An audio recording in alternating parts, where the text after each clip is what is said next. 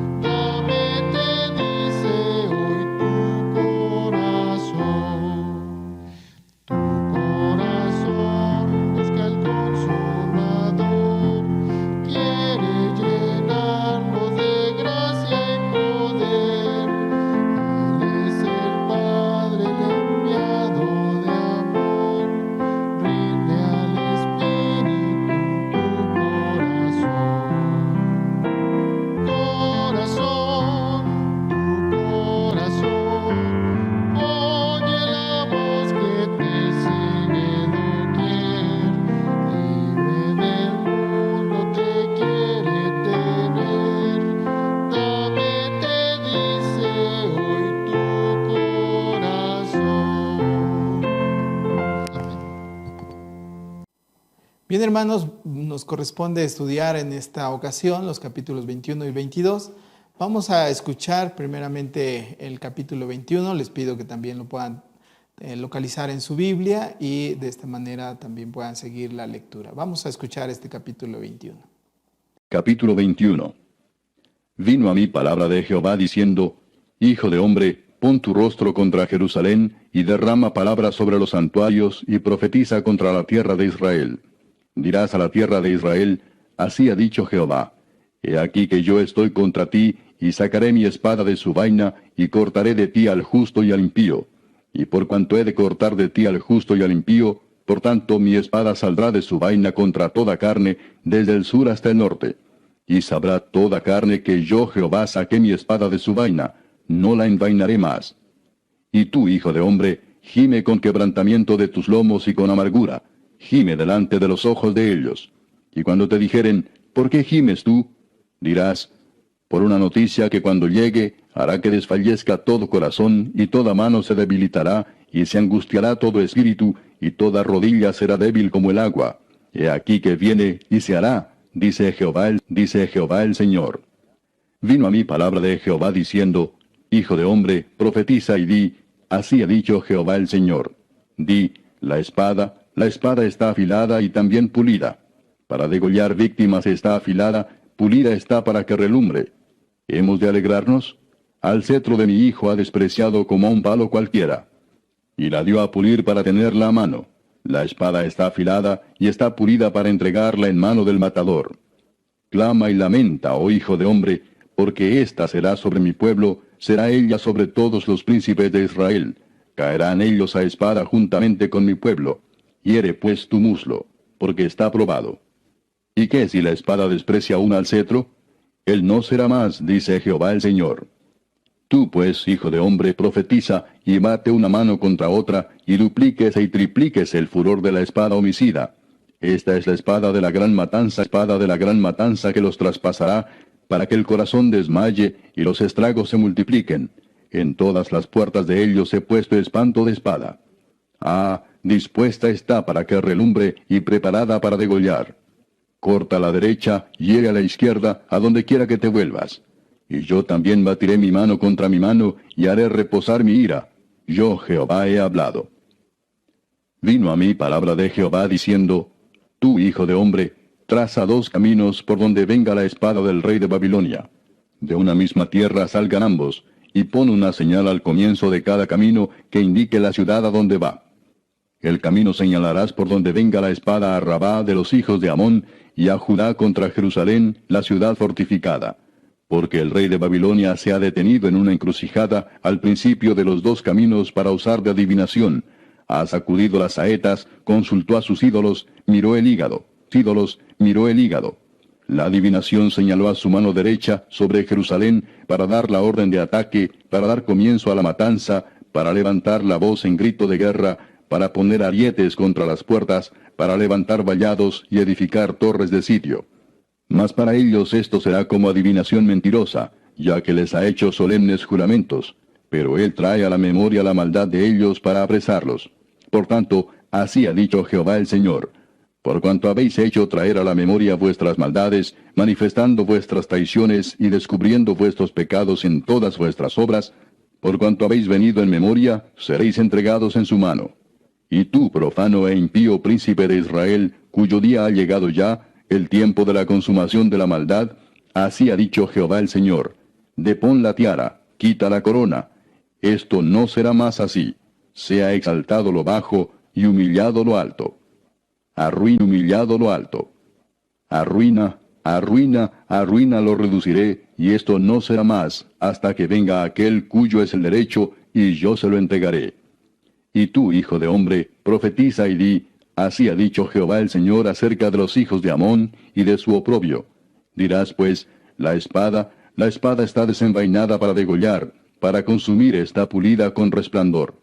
Te profetizan vanidad, te adivinan mentira, para que la emplees sobre los cuellos de los malos sentenciados a muerte, cuyo día vino en el tiempo de la consumación de la maldad. ¿La volveré a su vaina? En el lugar donde te criaste, en la tierra donde has vivido, te juzgaré, y derramaré sobre ti mi ira. El fuego de mi enojo haré encender sobre ti, y te entregaré en mano de hombres temerarios, artífices de destrucción.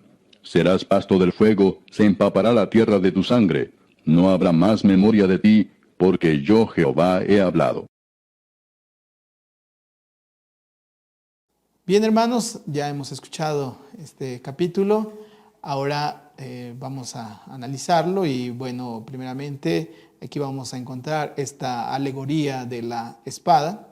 Y en este capítulo se presenta una serie de mensajes que están unidos por la palabra espada. Este término aparece 15 veces en este capítulo solamente y 89 veces en todo el libro de Ezequiel. Y primeramente esta parte, versículos del 1 al 7, que hablan sobre la espada del Señor que viene en camino. Recordemos que en el capítulo anterior, específicamente los versículos 45 al 49, se introduce este tema del juicio. Aquí en el versículo 3 encontramos esta frase: yo estoy contra ti, contra ti sacaré mi espada. Y esta es una expresión que se sustituye: yo enciendo fuego en ti, que encontramos ahí en el capítulo 20, versículo 27. Aunque aquí cambia la imagen de fuego a espada, el énfasis sigue siendo el mismo, es decir, Dios lleva adelante su juicio. Además, este versículo tenemos una expresión que nos llama la atención, porque dice: eliminaré de ti al justo y al impío, que esto también se repite en el versículo 4. Y recordemos cómo en el capítulo 18 se había enfatizado la responsabilidad individual, es decir, cada quien pagaría por su pecado. Sin embargo, aquí dice que la devastación será sobre todo mortal, justos e injustos. Y esto es algo que nos cuesta entender, sin duda. Sin embargo, pues no se trata de una contradicción. Simplemente aquí se está señalando el castigo universal. El juicio no se trata simplemente de un castigo, regularmente lo relacionamos con un castigo, sino se trata de un reordenamiento donde desafortunadamente también los justos van a ser afectados debido a toda la maldad que se da. Aquí también vemos que el mandato que el profeta recibe de parte de Dios, se le ha pedido al profeta que debe de gemir, y dice ahí el versículo 5: con quebrantamiento de tus lomos y con amargura gime delante de los ojos de ellos. Esto era lo que tenía que hacer delante de las personas: dar muestras claras de la situación de angustia, de un dolor profundo, de tal manera que le quitaba el vigor y la fuerza.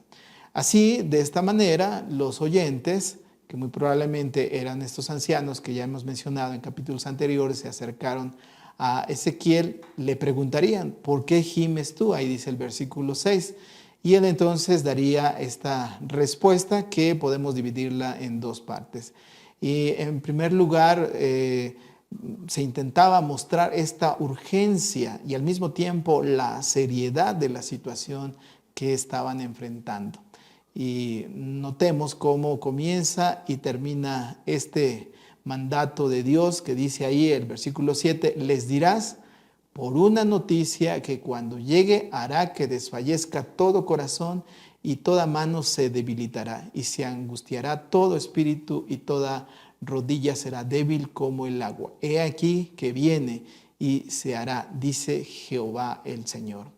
Bueno, entonces aquí se habla de esta noticia, pero ¿cuál es esa noticia en sí?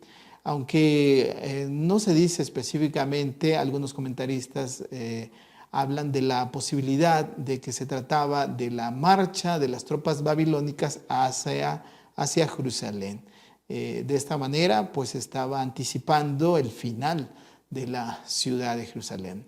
La segunda parte de esta explicación muestra que lo que le había hecho era simplemente una parodia de lo que ellos iban a vivir. El profeta menciona 4 frases que ustedes pueden ver ahí. Dice: todo corazón desfallecerá, todas las manos se debilitarán, todo espíritu desmayará, todas las rodillas serán débiles como agua. Esta sección pues estaba anticipando el tiempo de angustia y de temor que el pueblo enfrentaría como producto de esta noticia, esta mala noticia, que sin duda afectaría profundamente a la nación. La segunda sección que aquí encontramos, versículos del 8 al 17, nuevamente se refiere a la espada que estaba preparado para ejecutar la justicia. La primera estrofa, porque esto se encuentra en una forma literaria de poema, contiene la presentación de la espada, y en la segunda, los versículos 14 al 17, encontramos los mandamientos que da tanto Dios tanto al profeta como a la espada. Y termina con un versículo en primera persona donde el Señor expresa su propio sentir. Es que en esta primera parte, versículos 8 al 13, pues encontramos que esta espada se presenta como una espada afilada y pulida, dice ahí el versículo 9. Y también da las razones de por qué estaba afilada y pulida. Dice ahí que era afilada para degollar víctimas. La espada había sido preparada, afilada para esta tarea. El versículo 11, el profeta declara que la espada ha sido preparada para la masacre y también dice que será colocada en manos de el matador. No se dice quién es, esto lo vamos a ver más adelante. Los versículos 12 y 13 presentan la orden de Dios al profeta de mostrar gestos profundos de dolor que serían causados por esta espada, la presencia de esta espada. Y aquí, a diferencia de lo que se dice en el versículo 6, esta expresión, en el versículo 6 era una expresión silenciosa de gemir. Aquí es ya hacerlo de una manera donde se clame, donde se lamente, donde sea notorio, ¿sí? Y este dolor era porque la espada iba a realizar todas estas cosas y la cual estaba dirigida diríamos, a dos pilares dentro del pueblo de Israel. Es decir, en primer lugar, a mi pueblo. Y recordemos que el pueblo de Israel pues se creía que no le pasaría nada, estaba protegido por Dios por ser el pueblo de Dios. Y también el otro pilar al que se refiere es contra los príncipes. Esta acción de la espada iría contra los príncipes y que indica claramente que se refiere a los dirigentes, es decir, a los representantes del pacto davídico. Esta segunda estrofa, versículos 14 al 17, aquí ya contiene la orden que Dios da al profeta como a la misma espada. En cuanto al profeta, vuelve a recibir esta orden que se dice que no debería de callar, aunque fuera algo difícil, que no debería de detenerse.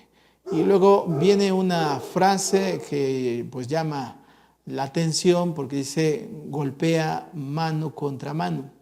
Y esta es una expresión de ira o enojo debido a que tal parecía que el pueblo estaba ignorando, estaba inconsciente de todo lo que pasaba en torno suyo. Luego de este mandato, el profeta, al profeta viene una palabra dirigida ya ahora a la espada. Y pues comienza presentando nuevamente a la espada como una espada de matanza. Esta frase se repite varias veces y en la segunda ocasión se le agrega el objetivo de grande. Notemos que termina este desafío al profeta con la expresión y la espada se duplicará y se triplicará. El significado es que el movimiento de la espada, producto del furor, hará que su acción se duplique o se triplique. La siguiente sección, los versículos 18 al 27, nos habla de la espada contra el reino de Judá. Y esta sección comienza con el mandato de parte de Dios para el profeta para que realice una acción simbólica, que ya hemos hablado de esto. Aquí lo que Dios le estaba pidiendo al profeta, podemos ver dos cosas. En primer lugar, se le pide que dibuje un mapa. Dice ahí el texto, traza dos caminos que salgan de un mismo punto y ambos caminos, dice ahí el texto, ambos caminos han de salir de la misma tierra. Lo segundo que se le pide es que marque el comienzo de cada camino y el destino final de cada camino, que se dirige a dos ciudades. Y bueno, estas dos ciudades son Rabá, de los hijos de Amón, y la ciudad fortificada, que se refiere a Jerusalén, es lo que dice ahí el versículo 20. Y estos dos caminos van a servir para que, como dice ahí el versículo 19, por donde pueda ir la espada del rey de Babilonia. Recordarán que ya mencionamos que la espada se daría al malvado. Sin embargo, aquí ahora se habla de que esta espada la recibirá el rey de Babilonia, y se declara abiertamente quién será quien tome esta espada. Después del mandato, también ahora se da la explicación de esta acción simbólica, los versículos 21 al 23. Esta acción simbólica que comienza ahí en el versículo 21, su explicación, de acuerdo al texto, el rey estaba en duda de la dirección que tomaría. Se habla ahí de que estaba en esta encrucijada, qué camino, qué ruta tomar. Y ante esta duda, pues el rey consulta a los adivinos, y se mencionan aquí tres técnicas, diríamos, de esta consulta, de esta estrategia a seguir. Primero se habla de que sacude las espadas, dice ha sacudido las flechas, y en segundo lugar ha consultado a sus ídolos, y en tercer lugar mira el hígado. Esta primera técnica tenía que ver con que las espadas, al principio se les ponía una inscripción, y después se agitaban dependiendo de cuál espada se tomara al azar. Entonces ya se determinaba la respuesta. La segunda técnica, que es la de consultar a los ídolos, y la tercera técnica que pues era muy común en el mundo antiguo. Se habla de que cuando alguien tenía que tomar una decisión, pues se sacrificaba un animal, y el sacerdote, en específico aquí nos referimos a los sacerdotes en Mesopotamia, pues revisaban el hígado, y de esta manera determinaban cuál era la respuesta, cuál era el camino a seguir. De alguna manera aquí el profeta estaba haciendo una comparación. Este rey de Babilonia pues estaba mostrando que consultaba a sus dioses para seguir sus acciones, para seguir lo que iba a hacer. Sin embargo, era muy contrario. El pueblo de Israel no oía lo que Dios les decía, y muchas veces sí lo oía, pero lo rechazaba. El versículo 22 muestra el resultado de la consulta, de esta adivinación. Y pues el resultado era que se señalaba a Jerusalén. Una vez tomada la decisión de atacar esta ciudad, se lleva a pues esta acción concreta que se repite varias veces, que habla de poner arietes. Y esto era una máquina militar que se empleaba en aquel entonces para que de esa manera se pudiera pasar sobre las murallas que defendían la ciudad. En el versículo 23 muestra cuál fue la reacción de los habitantes ante todo esto que les estaba mencionando el profeta. Y lo que causó, dice ahí, entre estas personas que lo escuchaban, por un lado dice que sus ojos, dice ahí el texto, a sus ojos eso parecerá una adivinación mentirosa. No creían que eso sucediera. Recordemos que esta gente creía que Jerusalén era inviolable, ahí estaba el templo de Dios y nada le podría pasar. Lo que también se nos habla como la segunda repercusión que está expresada en la frase ha hecho solemnes juramentos, ¿sí? Esto se refiere a la alianza que había establecido con Babilonia. Recordemos que el rey Sedequías había prometido fidelidad al rey de Babilonia, y esto les hacía estar seguros de que nada les pasaría.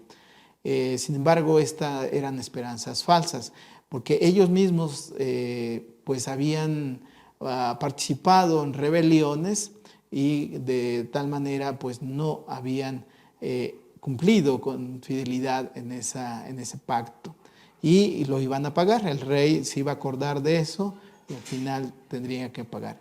Esta sección termina con una exhortación, la cual inicia presentando las respuestas del castigo. En el versículo 24 podemos ver 4 palabras diferentes para definirla. Se habla de maldades, traiciones, pecados, obras. A partir del versículo 25, el profeta cambia de dirección su mensaje, es decir, el receptor. En este versículo se dirige al rey, quien lo llama un profano, impío, príncipe de Israel. Recordemos que en Segunda de Reyes, ahí el texto que ustedes pueden ver, nos aclara a quién se refiere, es el rey Sedequías. Las palabras dirigidas son palabras muy fuertes y se mencionan 3 frases que pues, son relacionadas con este rey. En primer lugar dice que no se le llama rey, sino se le llama príncipe.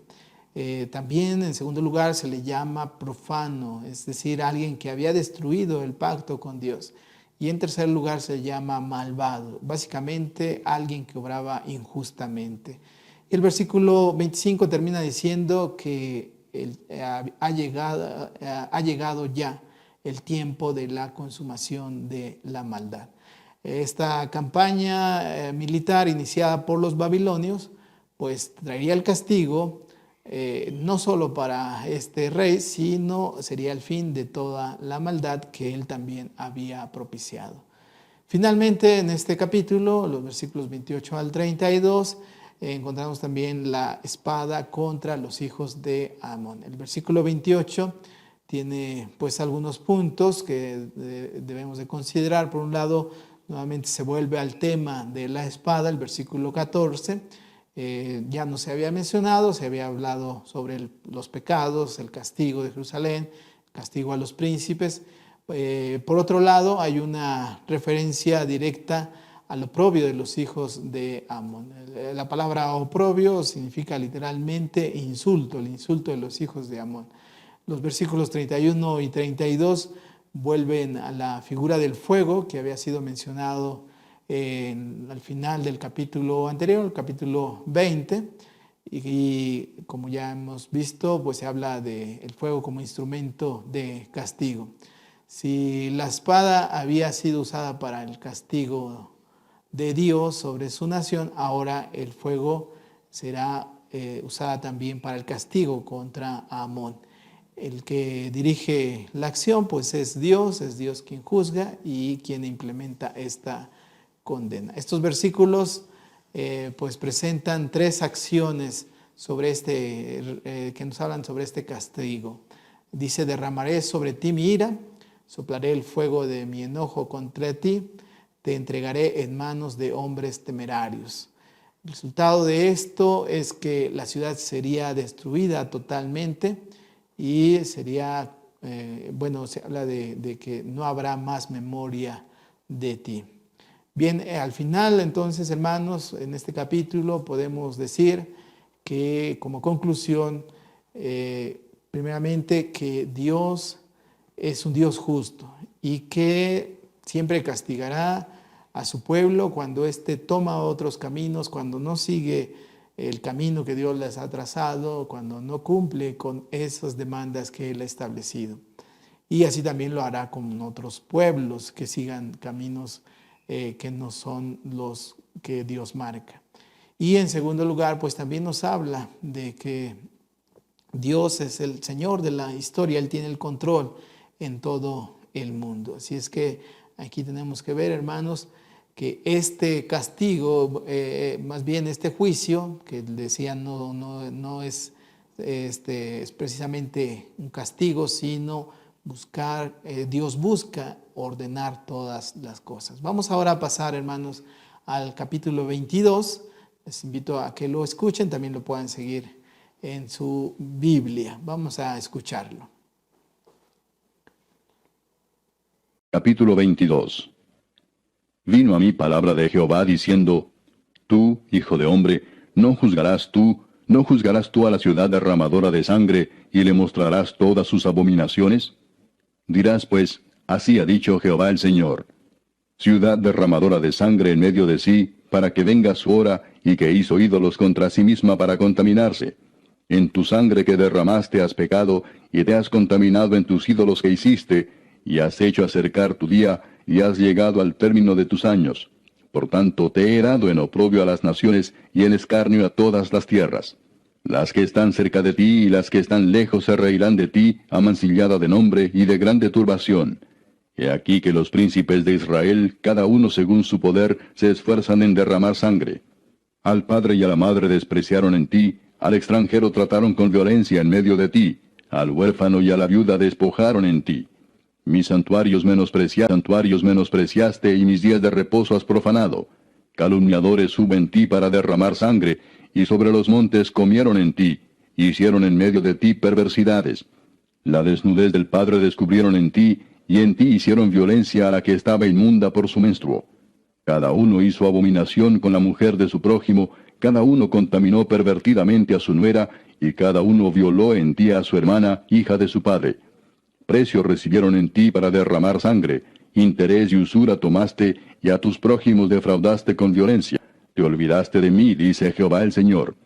Y he aquí que batí mis manos a causa de tu avaricia que cometiste, y a causa de la sangre que derramaste en medio de ti.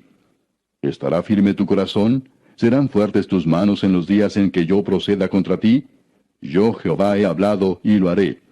Te dispersaré por las naciones, y te esparciré por las tierras, y haré fenecer de ti tu inmundicia. Y por ti misma serás degradada a la vista de las naciones, y sabrás que yo soy Jehová. Vino a mí palabra de Jehová diciendo, Hijo de hombre, la casa de Israel se me ha convertido en escoria. Todos ellos son bronce y estaño y hierro y plomo en medio del horno, y en escorias de plata se convirtieron. Por tanto, así ha dicho Jehová el Señor. Por cuanto todos vosotros os habéis convertido en escorias, por tanto, he aquí que yo os reuniré en medio de Jerusalén, como quien junta plata y bronce y hierro y plomo y estaño en medio del horno, para encender fuego en él para fundirlos, así os juntaré en mi furor y en mi ira, y os pondré allí y os fundiré. Yo os juntaré y soplaré sobre vosotros en el fuego de mi furor, y en medio de él seréis fundidos. Como se funde la plata en medio del horno, así seréis fundidos en medio de él, y sabréis que yo, Jehová, habré derramado mi enojo sobre vosotros. Vino a mí palabra de Jehová diciendo, Hijo de hombre, di a ella, tú no eres tierra limpia, ni rociada con lluvia en el día del furor.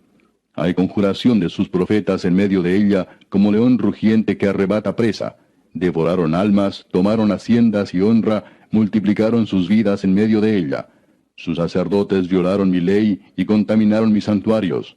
Entre lo santo y lo profano no hicieron diferencia, ni distinguieron entre inmundo y limpio. Y de mis días de reposo apartaron sus ojos, y yo he sido profanado en medio de ellos. Sus príncipes en medio de ella son como lobos que arrebatan presa, derramando sangre para destruir las almas, para obtener ganancias injustas. Y sus profetas recubrían con lodo suelto, profetizándoles vanidad y adivinándoles mentira, diciendo, Así ha dicho Jehová el Señor, y Jehová no había hablado. El pueblo de la tierra usaba de opresión y cometía robo, al afligido y menesteroso hacía violencia, y al extranjero oprimía sin derecho. Y busqué entre ellos hombres que hiciese vallado, y que se pusiese en la brecha delante de mí, a favor de la tierra, para que yo no la destruyese, y no lo hallé. Por tanto, derramé sobre ellos mi ira. Con el ardor de mi ira los consumí. Hice volver el camino de ellos sobre su propia cabeza, dice Jehová el Señor. Bien, hermanos, hemos escuchado este capítulo 22 que nos habla de este mensaje contra la ciudad sangrienta, que es algo de lo que vamos a estar reflexionando en este capítulo.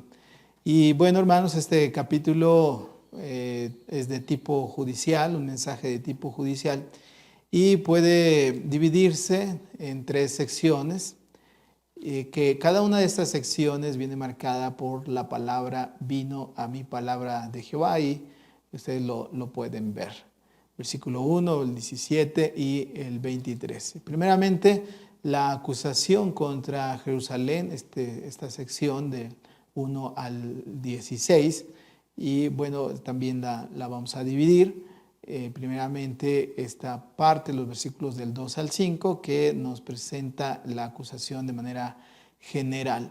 Y en primer lugar se define la acusación a la ciudad como derramadora de sangre y también como quien comete abominaciones. De esto se desprende pues dos tipos de pecados. El primero tiene que ver con los pecados sociales y el segundo con el carácter ético religioso. La definición de la ciudad presentada por el profeta como derramadora de sangre, pues debe de haber llamado la atención fuertemente en los oyentes, pues se trata de una cita que se encuentra en Nahum, el capítulo 3, versículo 1, y la referencia de este pasaje pues es en contra de aquellos de la ciudad de Nínive. Sin embargo, aquí Ezequiel lo usa para referirse a Jerusalén.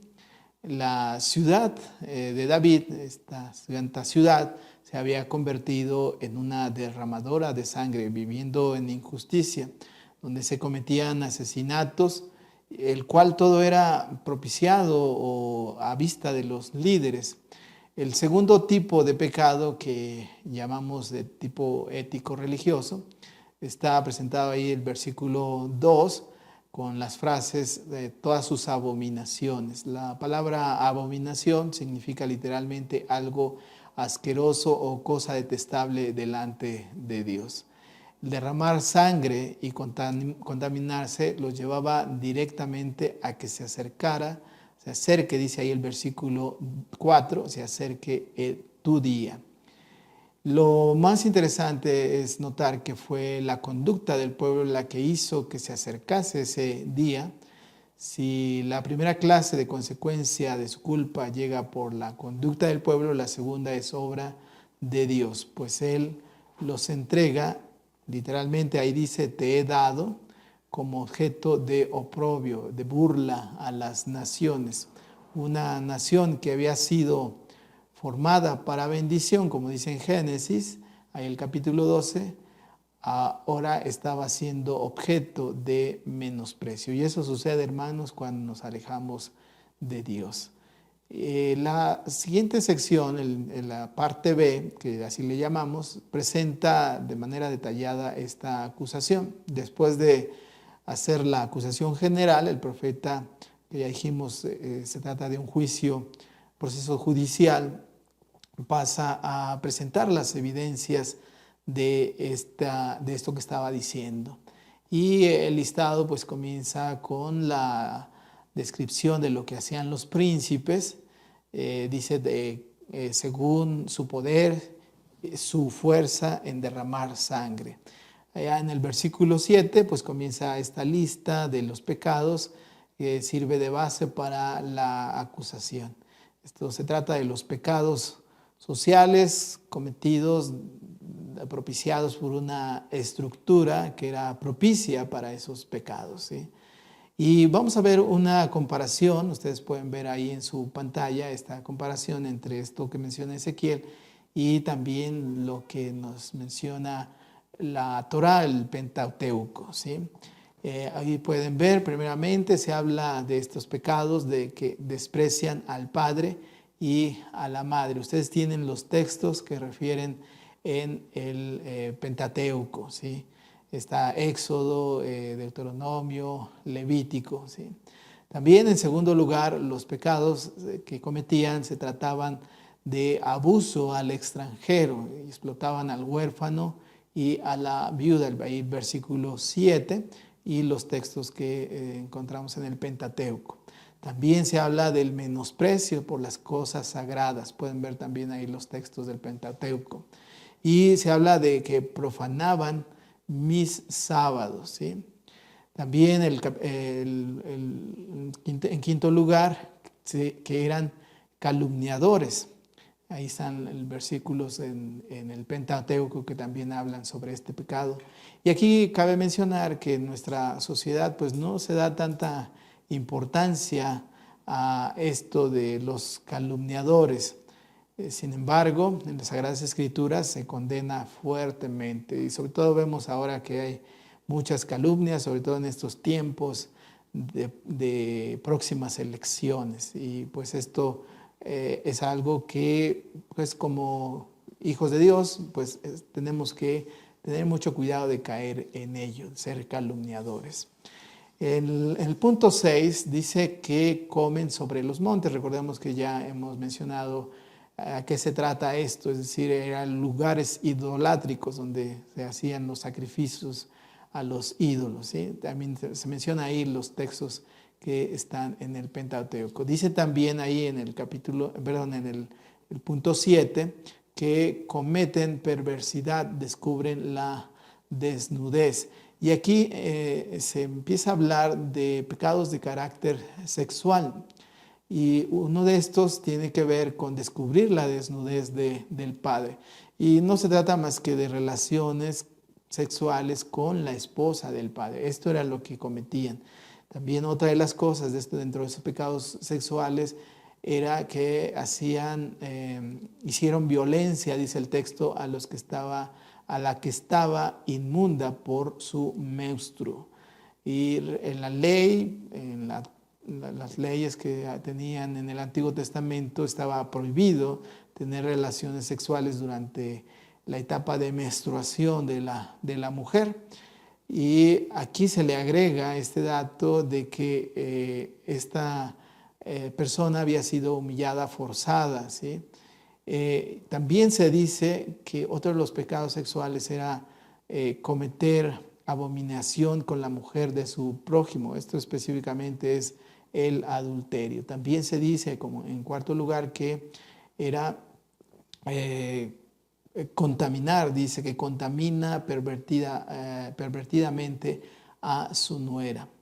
Esto habla de que se seducía a la esposa del hijo, a la nuera, de una manera lujuriosa, diríamos, ¿sí?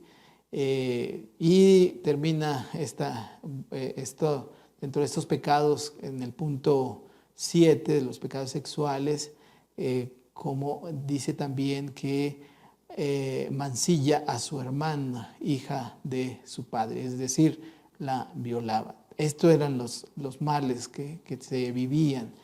Y en el punto 8, ustedes pueden ver ahí en el cuadro, se habla también de recibir sobornos, el pecado de recibir la extorsión, en otras palabras. También el punto 9 dice, cobra usura con extorsión. Tomaste, dice ahí el versículo 12, a tu prójimo defraudaste con violencia, es decir, aprovecharse de la necesidad en beneficio propio, la necesidad del otro.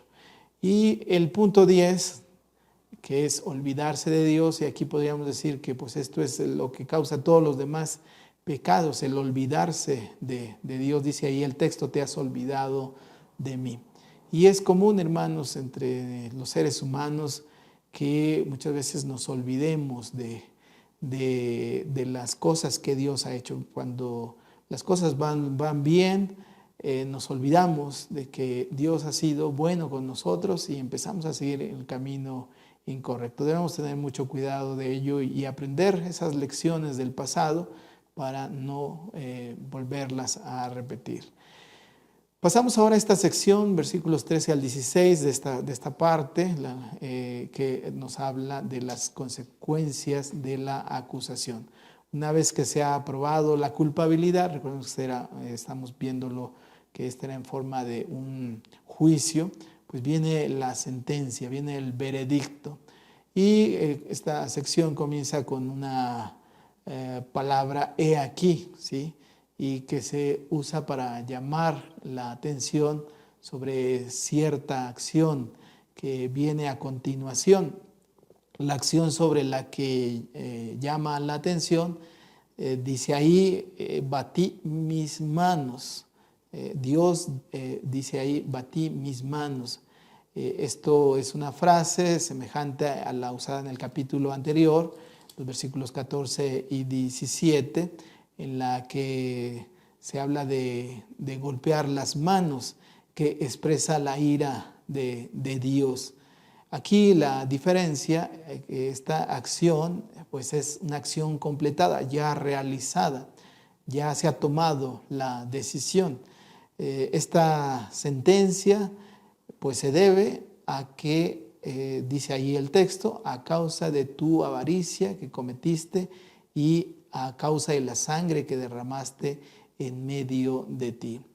El profeta no define ni el cómo ni el cuándo será el actuar de Dios, pero sí deja esa certeza ahí en el último versículo. Dice, he hablado, es decir, Dios, he hablado y lo cumpliré.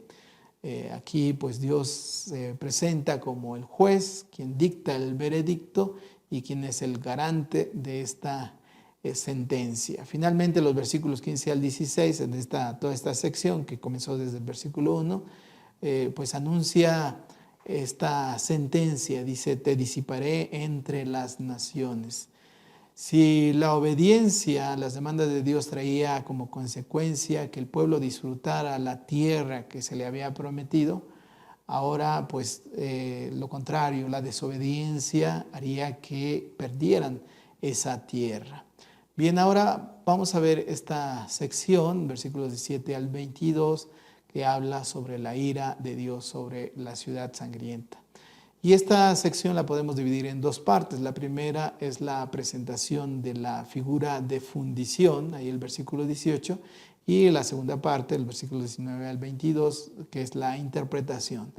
Y se debe tener en cuenta que Ezequiel pues, es un profeta formado como sacerdote y pues no era muy experimentado en cuestiones de forjar metales, y que la noción misma que aquí se presenta de esta tradición metalúrgica, pues no era algo muy común para él, así es que no presenta de manera puntual los pasos de fundición o de purificación de la plata. El elemento más destacado en este versículo 18 es el que se expresa ahí en la frase: la casa de Israel se ha convertido en escoria de plata. El pueblo de Dios era algo muy especial, era muy precioso, era como la plata, pero se había pervertido. Los metales a los que se hace referencia pues solo habían servido para mostrar esa impureza que tenía.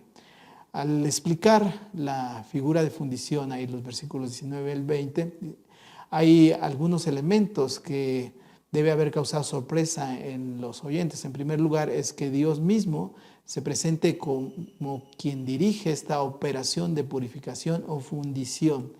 La crisis que se avecinaba, pues estaba en las manos de Dios.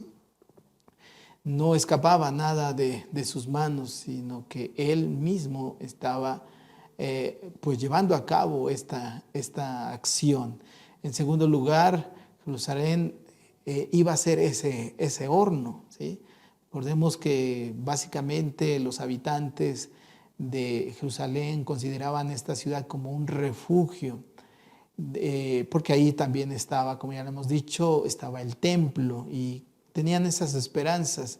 Era un lugar donde se sentían seguros, donde estaban seguros de que no habría ningún castigo.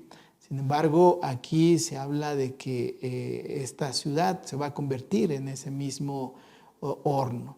El propósito, hermanos, de este juicio, y aquí que se representa como este símbolo de fundición, pues vemos, hermanos, que al fundir un metal es para ser purificado, rescatar lo precioso que hay todavía en ese metal.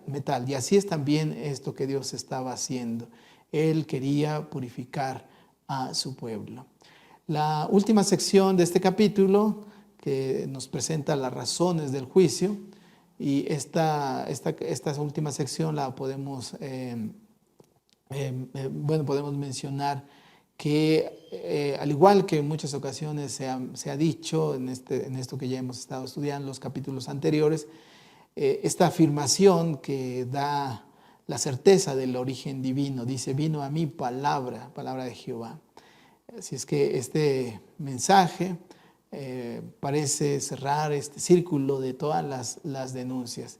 Y lo podemos dividir en tres partes. La primera contiene la declaración del propósito de este juicio. La segunda pues nos habla de la acusación a 5 tipos diferentes de líderes dentro del pueblo. Y la tercera contiene la respuesta de Dios a la degradación de su pueblo. Si es que, siguiendo la figura agrícola que usa el profeta, dice que la tierra, el pueblo, no fue purificada, y esto tiene que ver con un término de relación o que se relaciona con los aspectos rituales que se menciona ahí en Levítico, el capítulo 22. Cuando dice no fue rociada con lluvia, es muy posible que se refiera al poder purificador de una abundante lluvia. Esto es posible asociarlo con el relato del diluvio ahí en Génesis, en el que el agua cumplió este propósito de juicio. A partir del versículo 25, ahí empiezan las denuncias de los líderes de la nación. Este primer grupo de líderes pues se refiere a los gobernantes, ¿sí? Que pues eran los encargados de asegurar el orden, la legalidad dentro del pueblo. De ellos se dice que eran como león rugiente, arrebata la presa, es decir, devoraban a las personas. Y de ahí mismo, pues que se multiplicaban, como dice el texto, se multiplican sus viudas a fin de apropiarse de sus bienes con ese fin. Y esto lo podían hacer por medios judiciales o a través del poder de la fuerza y que pues ejercían ellos.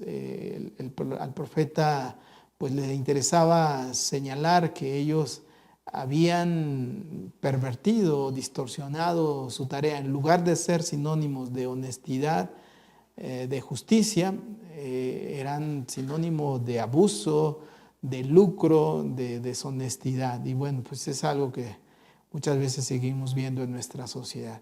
Otro de los líderes que se denuncia son los sacerdotes.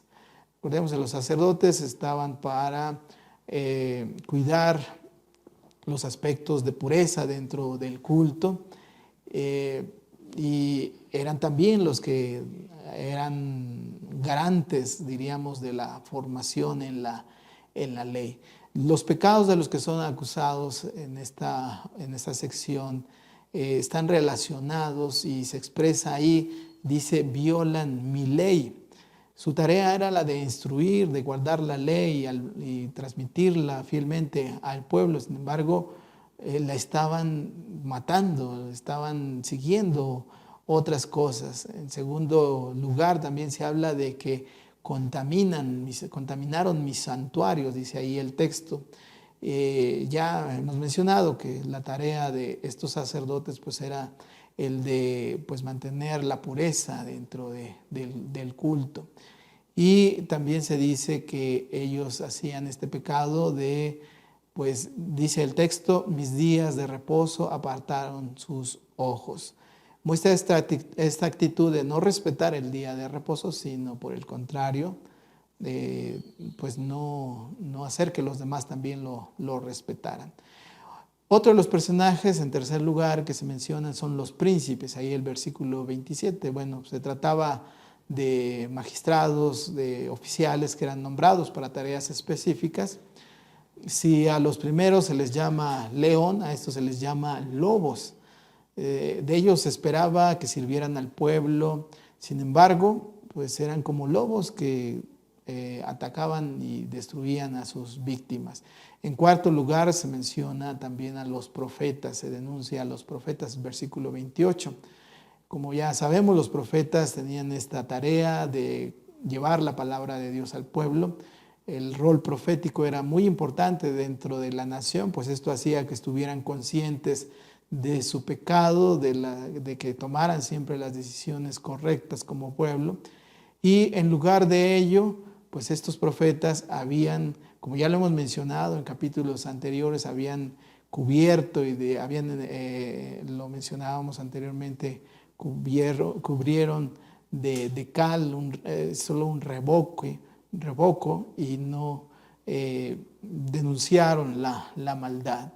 Y hermanos, pues tengamos cuidado de no caer en esto que hacían estos profetas, que encubrieron el pecado, y esto pues lo llevó a la ruina. Así sucede también entre nosotros, hermanos. Encubrir el pecado pues nos lleva simplemente a la ruina. El último grupo mencionado es el pueblo de la tierra, ahí en el versículo 29. Así es que todos estos líderes pues no estuvieron a la altura de las circunstancias que se enfrentaban. No fueron capaces de asumir su liderazgo de manera adecuada. La tarea del líder, de acuerdo a lo que menciona Ezequiel, era de que hicieran vallado y en segundo lugar de que se pusieran en la brecha delante de Dios, intercediendo por su pueblo. El término vallado era algo que se utilizaba en el ambiente militar. Era una forma donde se establecían los soldados para protegerse ante el ataque de los enemigos. Y colocarse allí era una posición de sumo riesgo, pero demostraba una entrega total y una disposición a morir por defender a los demás. En la segunda parte, que se muestra que el que va a atacar a Jerusalén era Dios mismo, y entonces habría que estar dispuesto a interceder, ponerse en la brecha, interceder a favor del pueblo. Pero lo notable es que esta intercesión debía ser hecha desde una posición personal de vivir de acuerdo al pacto. No se puede interceder si nosotros mismos no estamos viviendo de manera correcta delante de Dios. Y a lo largo de la historia vemos que personas como Moisés, Josué, entre otros, se pusieron en esa brecha y intercedieron por su pueblo. Pero vuelvo a repetir, porque ellos también vivían en honestidad y en rectitud. No podemos entonces llevar a cabo esta tarea si no estamos viviendo rectamente. Finalmente, esta última parte de lo que ya hemos mencionado se refiere al desaliento de parte de Dios, porque dice: no lo hallé. No hubo quien construyera vallado, quien se pusiera en la brecha, intercediera. Y dada esta ausencia de quien cumpliera esta función de interceder, la respuesta de Dios fue, dice ahí el versículo 31, derramaré sobre ellos mi ira. Así es que, hermanos, pues esto es un llamado también a nosotros a que estemos siendo esos que levantan vallado, que se ponen en la brecha, que podamos llevar a cabo esta tarea también nosotros. Vamos a tener una oración para terminar. Señor, gracias te damos porque tú nos hablas a través de tu palabra. En tus manos, Señor, nos ponemos para que lo que hemos escuchado, Señor, se siga afirmando en nuestra mente, en nuestro corazón, y lo llevemos a la práctica. En nombre de Cristo Jesús te lo rogamos humildemente. Amén. Bien, hermanos, vamos a recoger nuestra ofrenda. Vamos a decir el texto que tenemos regularmente de 2 Corintios 9:7. Decimos, hermanos: cada uno dé como propuso en su corazón, no con tristeza ni por necesidad, porque Dios ama al dador alegre. Bien, hermanos, vamos ahora a cantar el himno Mi ofrenda. De esta manera consagramos nuestra ofrenda, recogemos nuestra ofrenda y de asimismo la consagramos. Cantamos, hermanos.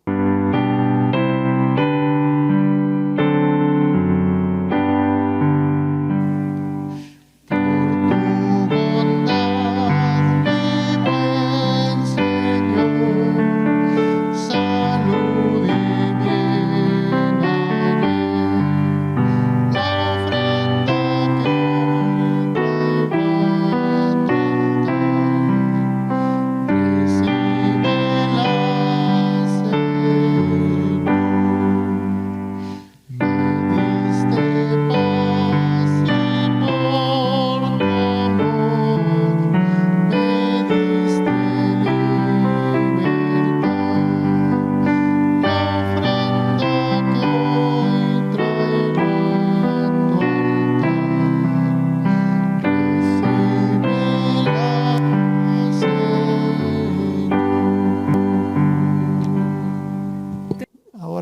hermanos, vamos a concluir nuestro culto cantando el himno Muchos que viven en tu derredor, el cual ustedes lo pueden ver ahí en su pantalla. Si no lo puede hacer así, es el número 234 de sus himnarios. Cantemos, hermanos.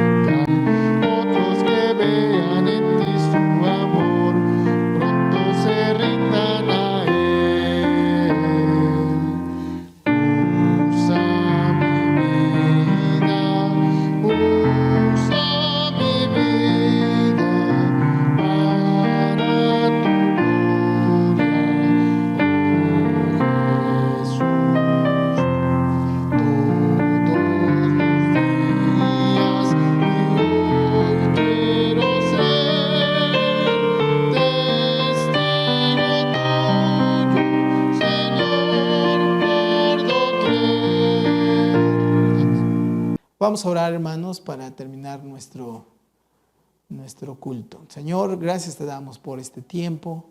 Señor, que tú sigas estando con cada familia, con cada hogar. Señor, en tus manos nos ponemos.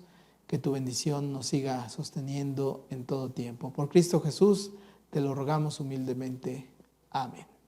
Que Dios les bendiga, hermanos.